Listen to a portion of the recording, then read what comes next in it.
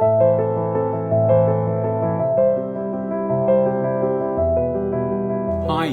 my name is Dr. Paul Wheatley-Price. I'm a medical oncologist at the Ottawa Hospital and a past president of Lung Cancer Canada.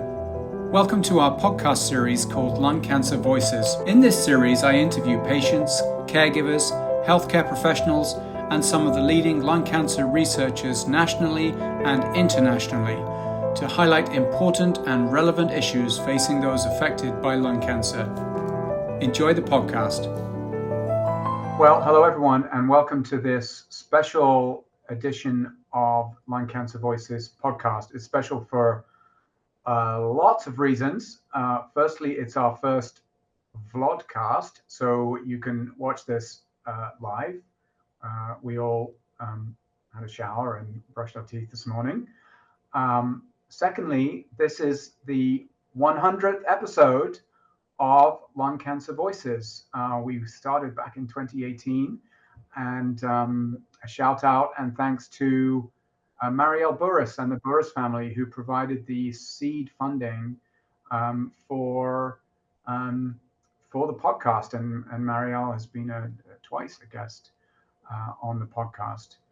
And thirdly, it's special because we're calling this like the presidential session, if you like. Because here I am, a thorn between roses. Are you allowed to say that in 2025? I don't know. But here I am, surrounded by, the four of us are, the presidents of Lung Cancer Canada. So Dr. Natasha Leighl, welcome, Natasha. Natasha was the president probably for the longest time, maybe nearly a decade. She'll fill us in. From the mid-2000s till 2016. And then I took a shift from 2016 to 2021. And then Dr. Stephanie Snow, welcome Stephanie. Stephanie, immediate past president and medical oncologist in Halifax in Nova Scotia. And we have just had a changeover as of within the last week or so. We're recording this on the 8th of July. Dr. Juergens, so oncologist at Juergens Cancer Center in Hamilton, is the new president of Lung Cancer Canada. And so we thought we'd take this opportunity just to reflect on LCC and the history of Lung Cancer Canada and the history of lung cancer as we've seen improvements with the growth of LCC and what we're doing for the future. So hopefully you'll enjoy this. It'll be slightly more lighthearted, but also, I guess, highlight some things. So, all right. So I'm going to interview people, and I'm going to start with Dr. Natasha Leighl. Natasha roped me in, for which I'll be ever grateful to Lung Cancer Canada. Oh gosh, probably back around 2010, and she asked me if I would become a member of the Medical Advisory Committee. And then chair of the medical advisory committee, and then I took over her footsteps. But Natasha, maybe you could just set the scene with LCC, like when was it founded, and it's sort of those initial decade of growth. Thanks so much, Paul. Really thrilled to be here as past president, along with past and present. It's just so thrilled and such an honor to serve with all of you. So Lung Cancer Canada was founded in 2002 by three extraordinary individuals. Ralph Gouda, who had a family member who had lung cancer. Yi Ung, who's a radiation oncologist at Sunnybrook and is still going strong and doing amazing things, and Magdalene Winterhoff, who was at Sunnybrook, was an oncology social worker, and together, the three of them got together and realized that there was really very little, if anything, in the way of support specifically for lung cancer, even though it was the leading cause of cancer amongst Canadians and sadly the leading cause of mortality in Canada. So they developed this great organization to really focus on raising awareness, supporting people with education and patients with support, whether it was one-on-one peer counseling, webinars. We even had webinars back in those days. And they really wanted to increase that voice of survivorship for people with lung cancer. And we really had extraordinary volunteers. I got involved very soon after my career, I would say maybe 2003, 2004.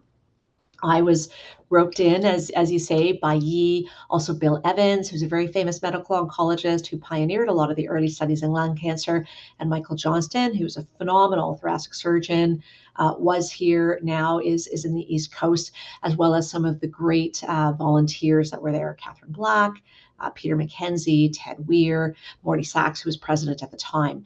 And I took over the medical advisory committee to start, I think as many of you have, including our current president. And I really wanted to set up this national network of specialists who are devoted to lung cancer. And it's been great to watch all of you make this a reality. I took over, I think, in 2009 to 2016, such an honor to serve. And we really wanted to increase the voice. We wanted to increase awareness. We established the Faces of Hope, the Evening of Hope, a night to celebrate our survivorship stories and survivors, as well as to really pay tribute to all of the people who had gone before, establishing the Faces of Lung Cancer, trying to get us out in the media, and really increase the voice. Great executive directors, Haley Morrison, Shem Singh, of course, our current executive director, so fantastic, and just amazing staff and volunteers. And we've really watched lung cancer grow. When I started, chemotherapy was the best we can do. We didn't talk about living more than a year. It just really was hard. It's still hard. We still have stories like that. But I think, as we're going to talk about, for many people, things have really changed. Back to you, past president. Yeah, past president. So so that's really neat to set the scene. And I think we've all had conversations with Ralph Guda, as one of the founding trio, and he is so proud of us and of the organization. I won't talk for long about my little sojourn as past president. I think when I took over from you, Natasha, Shem was the executive director, as he is now, and just so quietly and diligently, and he just puts the hours in to help our charity. And lung cancer as a charity can sometimes be difficult field to plow, if you like, because of stigma and things that we'll maybe come on to. And so the next step, I guess, Natasha, when you passed it to me, was we were trying to then really become more national, and with the help of the medical advisory committee, just building partners across the country, we've been able to do that. And then we started to have events, patient summits. We had a big national one in Toronto, but then we've been able to have regional summits from coast to coast and most places in between. And then the emergence of things like more webinars or podcasts, peer-to-peer support. And it goes back to, I think, that the mission of Lung Cancer Canada, which started when you were president, Natasha, and before, and then we sort of reaffirmed that we're not a research organization, and we'll talk about that when Ros talks about where the future is going. But we're an organization that's looking to provide support for patients and their families going through the most horrible of diseases. So one of the ways that we were doing that, and this, Ros and Steph will take the kudos for this, but is supporting applications for new drugs, and faithfully every time a new lung cancer drug or procedure comes up for regulatory review, there is the medical advisory committee members, and coordinated at the moment by the amazing Winky Yao, advocating for that, or whether it's people going to parliaments, provincial parliaments, federal parliaments. Natasha, you and I remember a decade ago, gave evidence to the Standing Committee on Health here in Ottawa. So lots of work, and honestly, it was. I sometimes talk about Lung Cancer Canada as being the gravy in my career, like just one of the favorite parts of my work life, and something that if you'd asked me when I was a med student or a trainee, about being a physician advocate, I would have looked at you kind of slightly peculiarly, just as if you'd said, "Oh, you're going to have a podcast." But honestly, it's sort of the joy of my life. And I remember we'll come to Ros in a minute, but Ros and I sat down at a conference, and I roped her in for a glass of wine and said, "Ros, I need to talk to you." And honestly, it was the best investment ever, that one glass of wine, to get Ros involved. Stephanie was even cheaper. I think we would just had phone calls between Ottawa and Halifax. I didn't have to buy her anything. But with that, Stephanie, I'm going to come to you. So 2021, so my 5-year term came to an end, and you'd agreed a year or two before that you were going to come on as vice president with the view of taking over.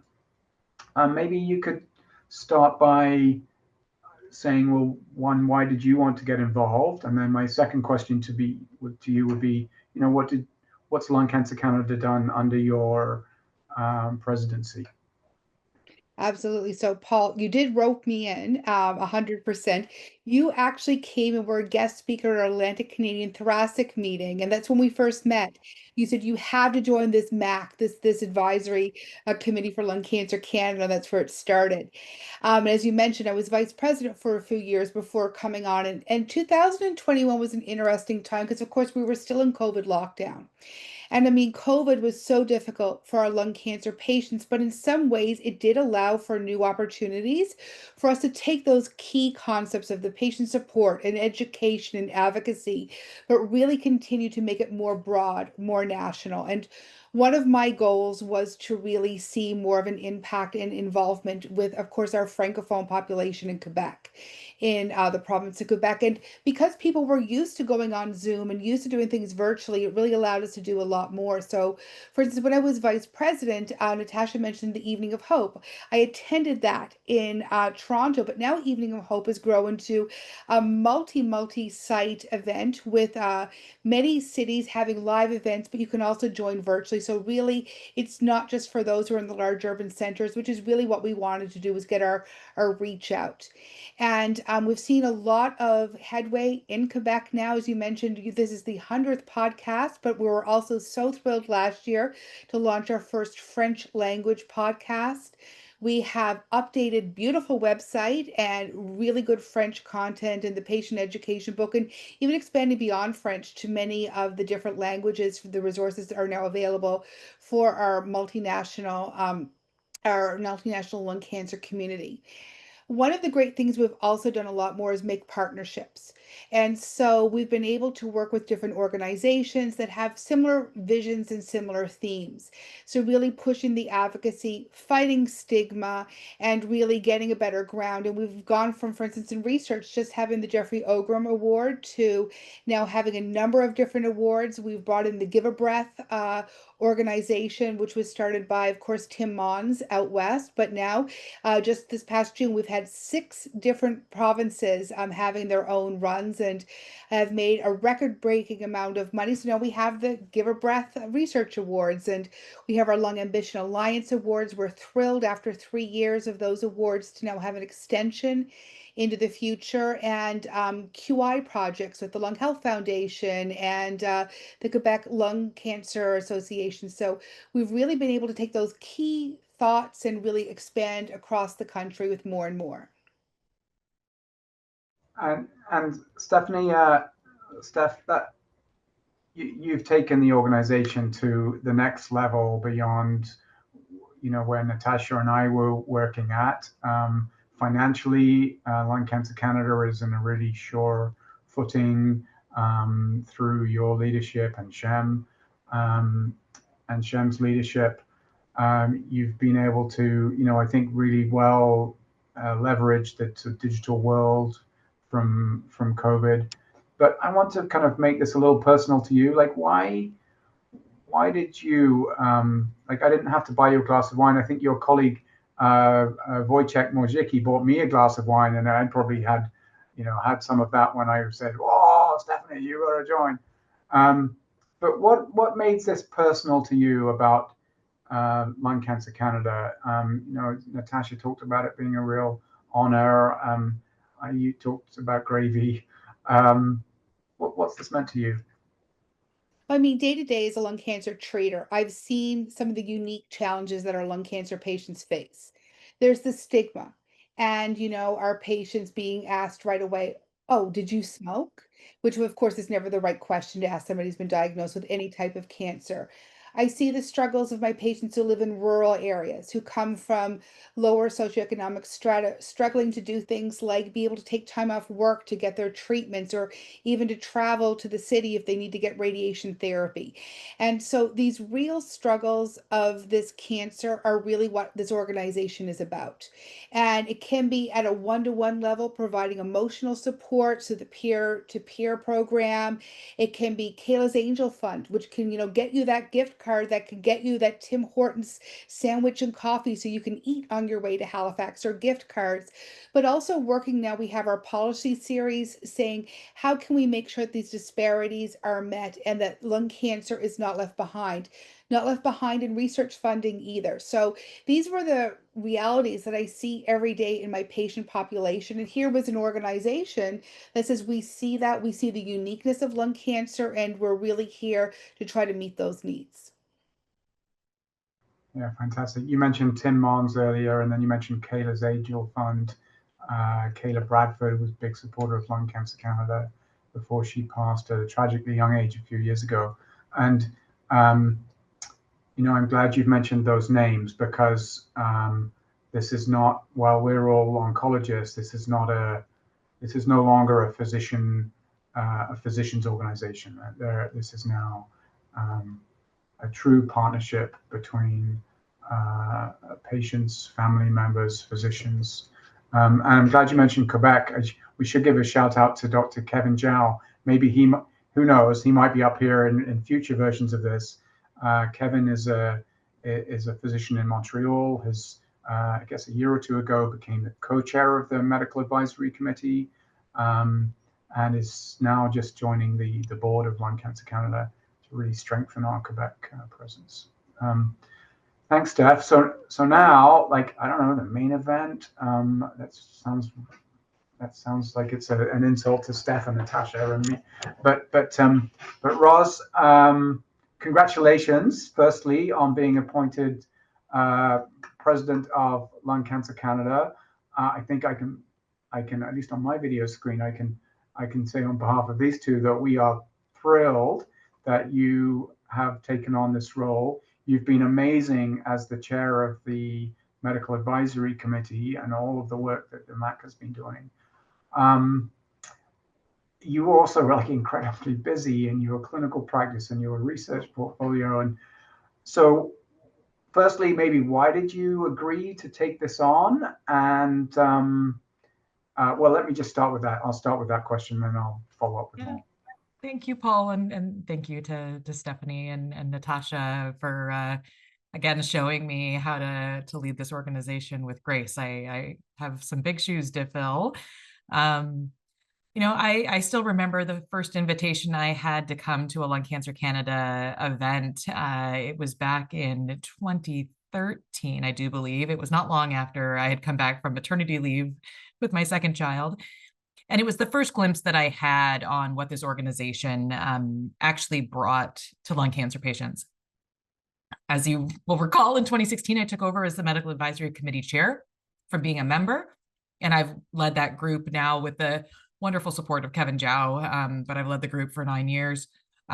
Literally dozens upon dozens of new drugs that have come to our hands to be able to offer to our patients over that period of time, which has been incredibly impactful. I think what brings me passion to this this position is I have more of a maybe a unique perspective as someone who was born and raised in the United States. I have been in Canada now for 15 years. Hopefully soon to be a citizen. But I've seen what it's like to walk the walk of a life of a lung cancer patient, both in the United States and in Canada. I have a true appreciation for the wonders that our healthcare system has, but also the gaps that need yet to be filled. And so I think that provides me an opportunity to truly advocate for things that matter. I honestly have to give thanks to Natasha. I think Natasha has taught me more about the value of care than just about anybody else.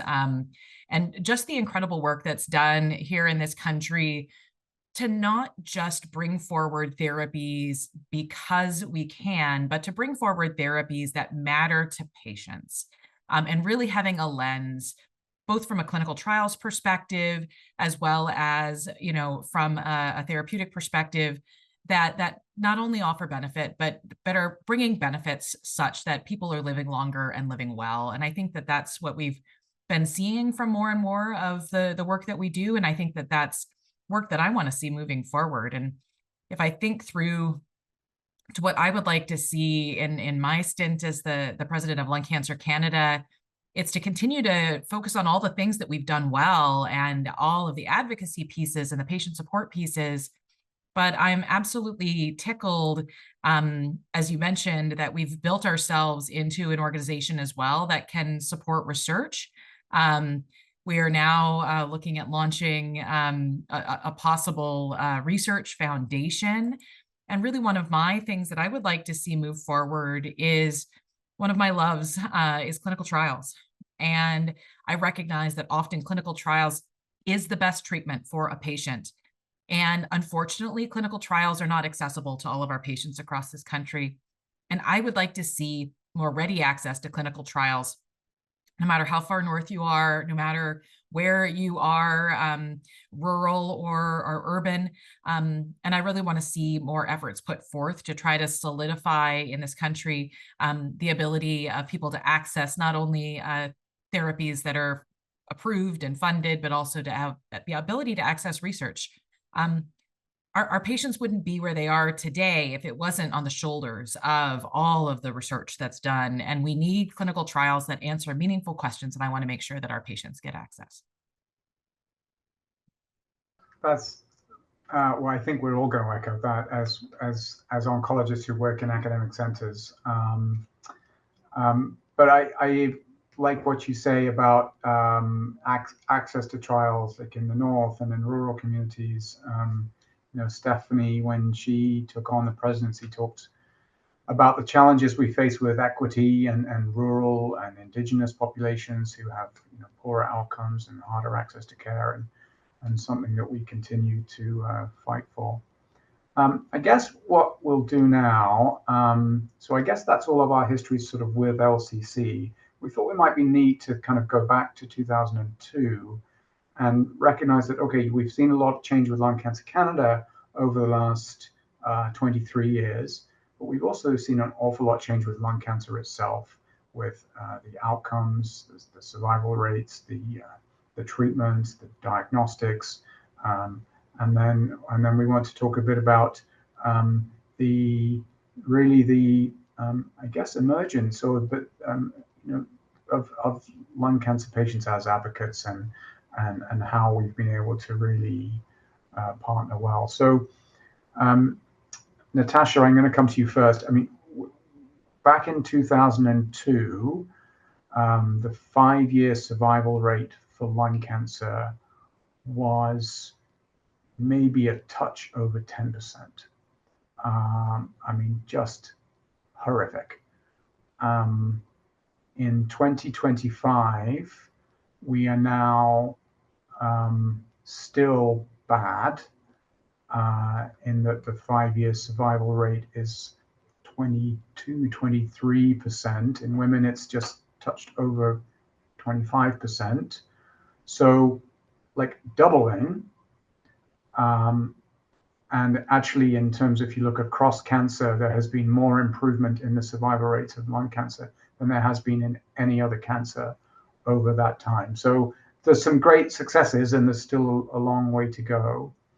We're going to talk about what's made those successes possible, and Natasha is going to ask you more about sort of testing and diagnostics, and how that's really evolved over the last 20 years and contributed to this improvement in survival.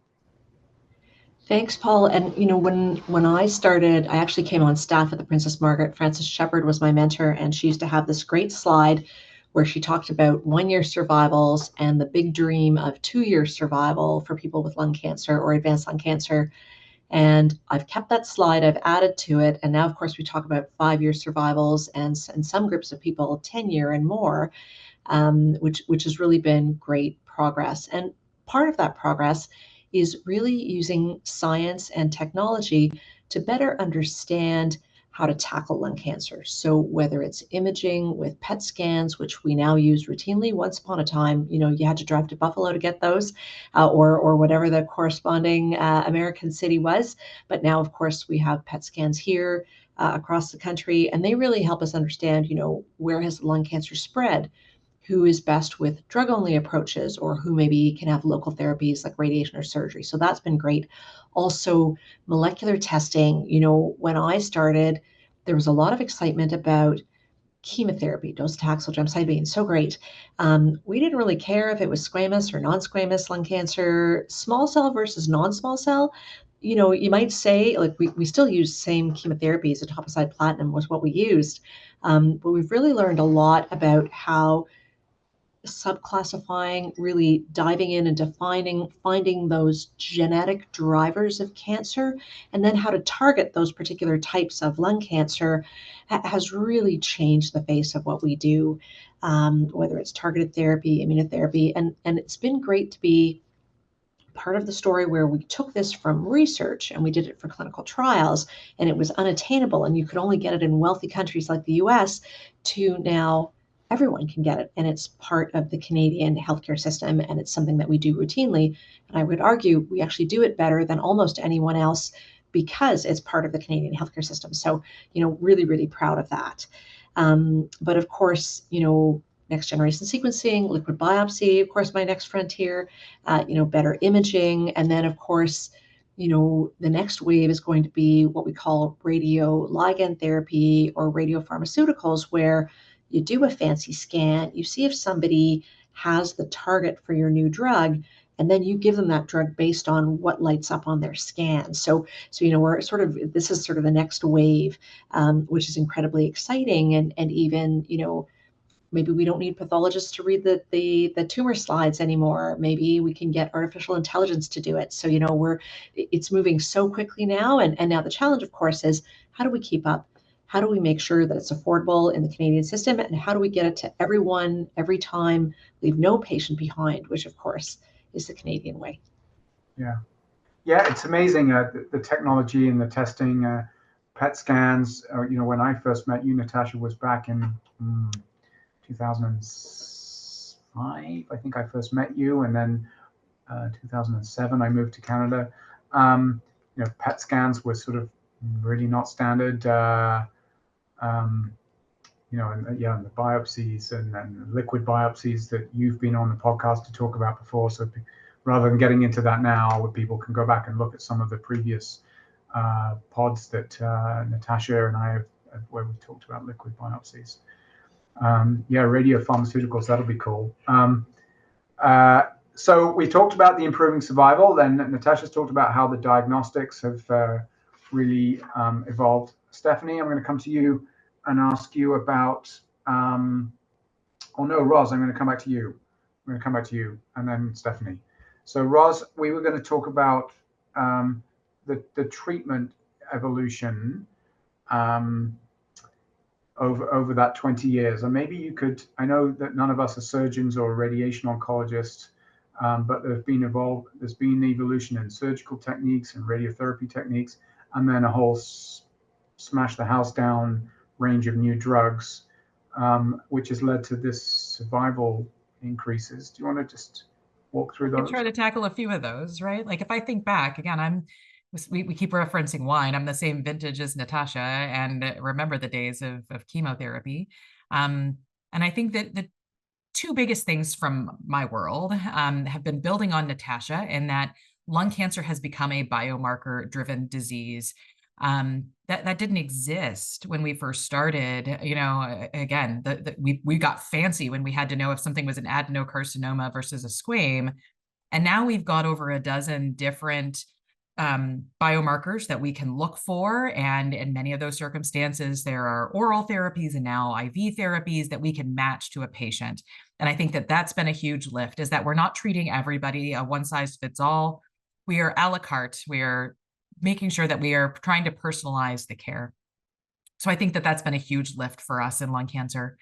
I think the other big lift in lung cancer goes back to when we first discovered the PD-1, PD-L1 inhibitors, and just seeing the benefit in that patient population and realizing there's a proportion of the population who we can treat with immunotherapy alone, and then recognizing we could combine immunotherapy with things like chemotherapy, or combining double immunotherapy and offering benefit across a spectrum of patients.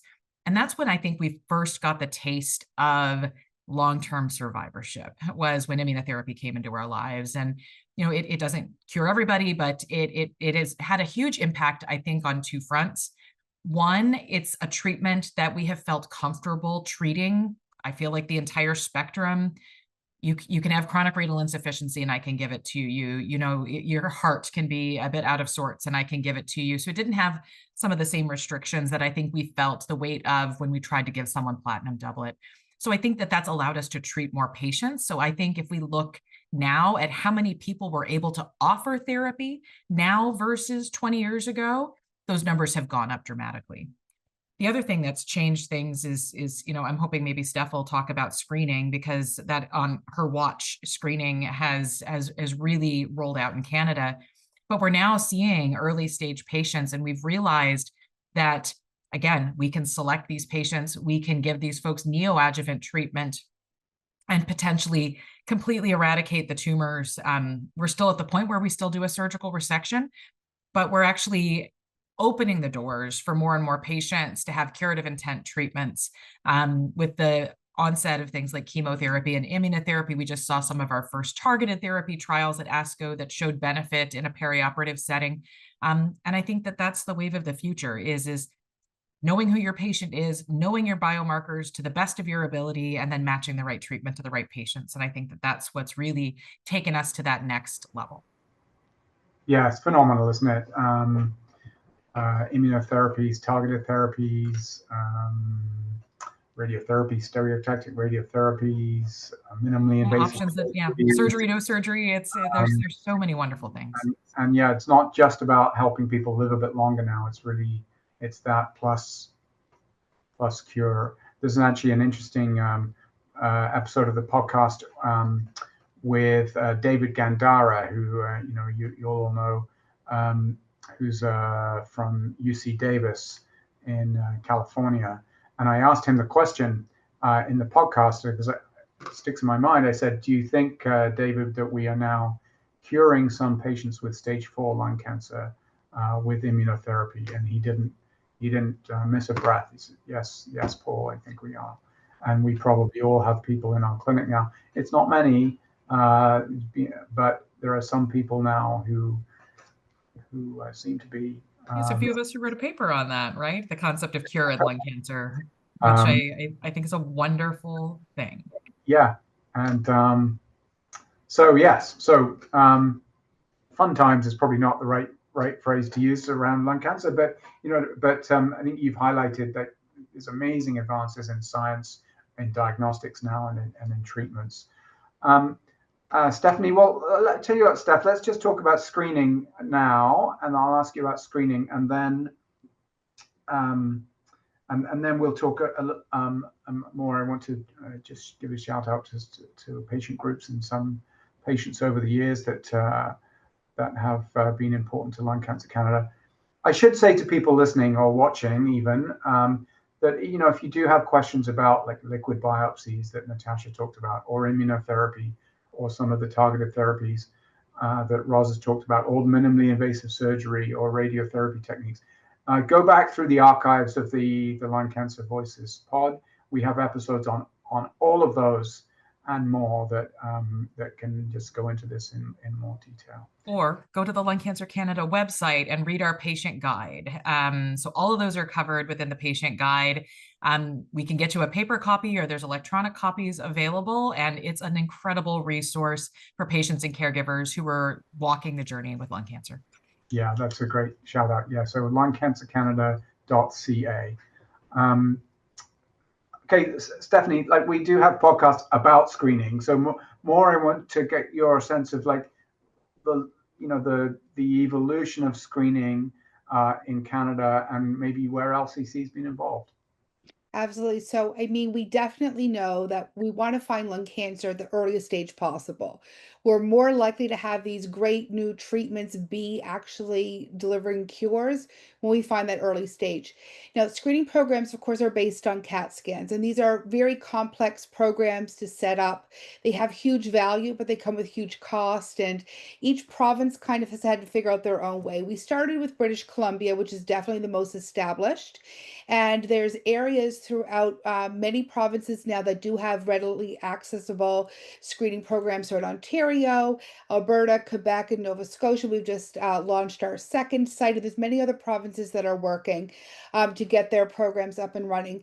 So Lung Cancer Canada has been really there to support. It was a letter to go into the business proposal to the government. If it was saying, here, we can help share some of the resources from one province to the other provinces, you're figuring out your own individual screening criteria, we were there to support them and to really move forward. Of course, we have the Mike Bossy Memorial Fund, another wonderful partnership with the Bossy family.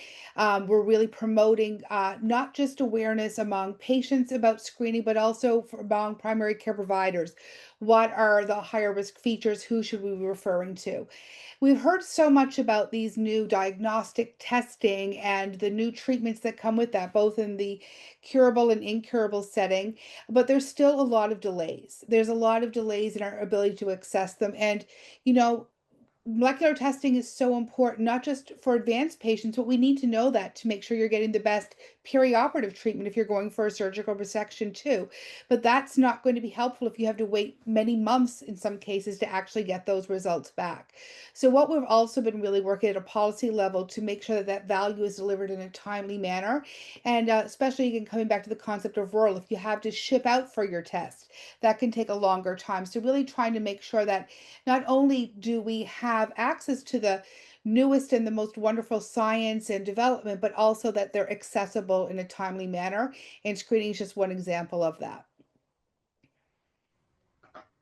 We continue to, I think, have screening, and Ros maybe can comment on this, but as our number one advocacy ask, we know that screening Ontario partially available, and yes, has a program, but not everywhere. BC, yes. Nova Scotia, but lots of provinces still, and Alberta's got one coming, Quebec's got more of a pilot program, but it's not everywhere yet. And Ros, maybe just a one-liner on where you see LCC going with screening, and then maybe Natasha, I'll come to you because you were involved representing Lung Cancer Canada with CPAC, the Canadian Partnership Against Cancer on Screening. Ros, any screening comments? Yeah, I mean, I know that there's great interest from the Canadian Cancer Society to lift up lung cancer. So I just feel like we are in such a pivotal point in time where the momentum has been building, and I feel like we are just going to shoot forward in being able to offer all of these things to our patients. I know it seems like it takes forever, just like it felt like NGS took forever to be able to get our biomarkers. But now that we've got it, we are so fortunate. Like, we are truly in that upper echelon, as Natasha mentioned. And I think we're going to be in the same place with screening. And I think we're coming into screening at the right time as artificial intelligence comes in, and we can help ourselves be our best selves and not put our patients at risk with additional procedures by getting those reads right. So I look forward in my term to hopefully have screening accessible to everyone in this country. And I think that that's an attainable goal. Yeah, we hope so too. And I apologize if people saw me looking down on my phone. I'm on call, and it was the resident just texting me about something, so I'm putting him off. Natasha, as I said, you were involved representing Lung Cancer Canada at CPAC with the drive towards screening. I mean, this has been the long game, trying to get to where we are. It has, and I think it was great to see government come together with stakeholders, including LCC. We were very proud to be there to talk about the Pan-Canadian study, monumental work by Stephen Lam, Ming Chow, Martin Tamamagi, whose model for lung cancer risk is still, the model that everybody talks about. So a lot of expertise in Canada. We did a cost effectiveness study where we showed, or a cost impact study where we showed how much you could save with lung cancer screening. I've also had the pleasure of working with the Canadian Task Force on guidelines. And of course, one of the challenges always is, how do we make sure that if you have an early stage lung cancer, we pick you out of the crowd, versus if you just have an abnormal scan or whatever else, how do we get the right people in? We do know that using our current criteria, we'll probably find about 30% of the people where lung cancer is eventually diagnosed early. But what about everybody else? So, tobacco use has been a big focus of screening and how we define people at risk, but we know that's not the whole story. And so great to see emerging data from Taiwan and Asia, where we're looking at other risk factors, pollution, potentially genetics still, and really great to be part of the great research. Jeff Liu, for example, at our place, doing this great study called Shines, where if you come see me with lung cancer, he actually enrolls family members and friends and spouses and screens them for lung cancer. And we've had some extraordinary saves already. So, moving forward, really pushing that envelope. And again, very Canadian. Why stop with the current evidence? Let's make more. Let's make this better and really make it count. So right now, the Canadian Task Force is, we've had a little bit of a setback. We've been put on hiatus for now, but hoping to come back with really helpful guidance to really support screening. And then, of course, the next step, right?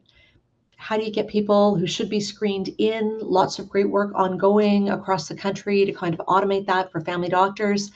And also, what about these people where we know they're at risk, but we don't really know how to define it properly? So people maybe who've never had tobacco exposure, how do we pull those people in with a family history and so forth? You mentioned Stephen Lamb there, and I just maybe say that a lot of names that have come up. You met Jeff Liu, I mean yourselves, but the podcast has actually been a nice way to demonstrate to our community just the breadth of knowledge and expertise across Canada. So, for example, with screening, Stephen Lamb has been on the podcast. We've had Alain Tremblay, for example, from Alberta, Renelle Myers out in BC, talking about screening. I'm going to come around to each of you now, because I think we're just in the last bit. I want to turn this back to the core reason for Lung Cancer Canada, which is to support patients and their family members. And so I'm going to come to each of you and just ask you if you've got any shout out names, because the organization really does not function well, and it doesn't function appropriately without the people who are actually living lung cancer guiding us and telling us what's needed. I've been jotting down a few names of patients or their family members who have served Lung Cancer Canada and continue to serve Lung Cancer Canada in no particular order. Jeff Ogram, Maria Amaral, Elizabeth Moreau, Anne-Marie Cirato, Lizzie Dessereau, Andrea Redway, Christine Wu, Jill Hamer-Wilson, Tim Mons, Emmy Bossio, Kayla Bradford, Casey Cosgrove, and I could go on and on and on about people who have made us laugh, made us cry, raised issues that we didn't really know how to raise, have made politicians sit up and listen. Are there other names that people want to shout out? Roz, I'll come to you. Yeah, I can't forget Angus Pratt. I love running into Angus at meetings, and he has spoken at many of our events. Marianne Bradley has been a local partner for me, and has been involved across the country. Bev Moore is also out there, pounding the pavement for us. So Kim McIntosh, I think, would be another that we should make sure that we mention.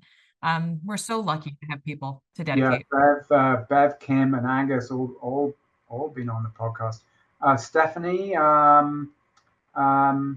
any names that come to mind to you? I echo every name that you both mentioned, but to throw in a few from the East Coast who have really shaped our Atlantic experience: Stephen Solos, Gerald Green, and Jennifer Roy. Yeah, there you go. Yeah, Stephen's been on the pod as well. Natasha, I mean, I suspect some of the names that I mentioned, like Jeff Ogram, Casey Cosgrove, were important to you. But others, or maybe comments about them, or others that. Thanks. It's so hard, because you always want to make sure that people are comfortable being named. Jeff, Casey, all of the people, Maria, all of the people that you mentioned. There are so many. We can't list everyone. Forgive us. Lindsay Gambecki, the Mylonis family, Heather Hogan, and I'm so sorry to everyone that we haven't named. We'll hope to have you on another version of Paul's podcast in future. Yeah, and thanks for mentioning Lindsay Gambecki, who supports their family supporter research fund at LCC. So very special, and so all the people that we haven't mentioned, who have done so much for us: Catherine Black, all of the old board members, Raymond Laflamme, famous scientist from Waterloo. I think it's when we were first trying to lobby for screening in Ontario, I remember that Jeff Ogram and I went and we met with the head of CCO screening. And she said to me later, she said, Natasha, she said, despite all the data and everything that you showed me, what really struck me was that someone with advanced lung cancer, a lifetime never smoker, someone who would never, benefit from screening, came here voluntarily and lobbied for screening. And she said that was the most impactful thing she'd ever seen. And so for all of our volunteers, for all of our patients, for everybody who's contributed, thank you. And also thank you to everyone who's going to contribute. You are incredibly special. You're why we do this. Very, very grateful to all of you. Yeah, relate to that. And actually, I mentioned earlier, Natasha, when you and I went to Parliament, and it was a fascinating experience for us at the Standing Committee on Health, because the politicians were all around. There's a translation booth. And, some of them are listening to Natasha, and some of them are listening to me when it's my turn. And some of them are on their phones or doing something else. And Jacques Ricard came and spoke. Jacques was a lung cancer patient who was one of the most senior military physicians in the Canadian Forces. And he came in his uniform. And boy, they all stood to attention when he spoke. And he spoke powerfully. So yes, I think I echo that, Natasha. Thank you to all of the patients and family members who we've mentioned, and those, of course, that we haven't mentioned by name. And this kind of leads me on to, I guess, where lung cancer is going in advocacy. I think probably, Natasha, you and I, when we started, there were very few patient advocates, partly because the survival was so dismal that there just weren't many people to advocate. And now it's completely changed. And so we have Lung Cancer Canada as the primary voice for lung cancer patients in Canada, for lung cancer as a whole. But now we're seeing organizations for the subtypes of lung cancer spring up all over the place. So, Ros, do you want to mention a few of them, and if you had interactions with them, and then we'll kind of go around if we miss some out. There's a ton. Well, I think one of the original ones was the EGFR resistors, right? And there's more and more EGFR patients across this planet. I feel like this is a game we're going to play, and we're going to see. Yeah, well, I tell you, let's do a game then. All right. So EGFR resistors. Natasha, I'll come to you next. Okay, I'm gonna Stephanie, I don't want to make your life difficult, my friend, but I'm going to spit out a bunch. So the Exon 20 group, I've been thrilled to be part of that. So amazing. Recently heard about the Met Crusaders and the NRG1 Energizers. Holy wow. And I got a bracelet from a wonderful patient in Hamilton who is amazing, amazing lady, and Misty Shields and her team in the US for the small cell smashers. And I said to Paul, actually, I said to Frances Shepard, my mentor and a mentor to many of you, kind of the grandmother of lung cancer, I said, Frances, we can retire now. There is a support group for people with small cell lung cancer, which has long been viewed as the toughest and the most challenging of cancers. Amazing, amazing. Yeah. Actually, on that, people should look out for one of the podcasts that will follow this, which is our ASCO update, which is going to be recorded with Dr. Andrew Robinson from Kingston and Dr. Nathalie Daboul, who's also the host of the French version of this. And we'll be talking about some of the small cell lung cancer advances at the conference. So, okay, so we've got EGFR resistors, MET Crusaders, NRG1 energizers, small cell smashers. Natasha might have a bracelet, but I have a pair of socks from the KRAS Kickers. KRAS Kickers, yes. And there's also, of course, our newly founded ALK group, which is Canadian, that spawned from the ALK Positive International Group. Yeah, so ALK Positive. The Ross Wonders. I think we missed the Ross Wonders in there. Yeah, I feel like that could be mine. And I apologize. Or Happy Lungs, yeah, which is red. And I apologize if we've missed others. But I think really what I wanted to do is kind of almost close with this is more and more and more the Lung Cancer Canada's work is a partnership. It's a partnership with patients and family members who are living this. Increasingly, we're seeing physicians, nurses, and social workers across the country get involved with supporting Lung Cancer Canada.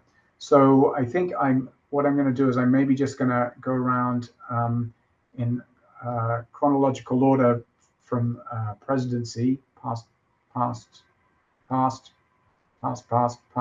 and present, for maybe a closing line on Lung Cancer Canada and maybe what it's meant to you or what's your big takeaway. So Natasha, Leighl in Toronto, what would you say? Thank you. It's been a huge honor to be part of Lung Cancer Canada, to watch it grow. I really want to thank everyone who's been involved, especially the patients, everyone who does the research and all of the hard work, and all the fundraising that goes along with this, and all the families. So it really has been night and day. Now on my slides, I talk about 5 and 10-year survival.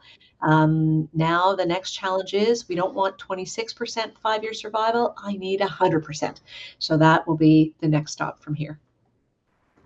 There you go. I'm not sure we can trump that, but I will, as the past president, I think I'll keep quiet. I talk enough on these podcasts.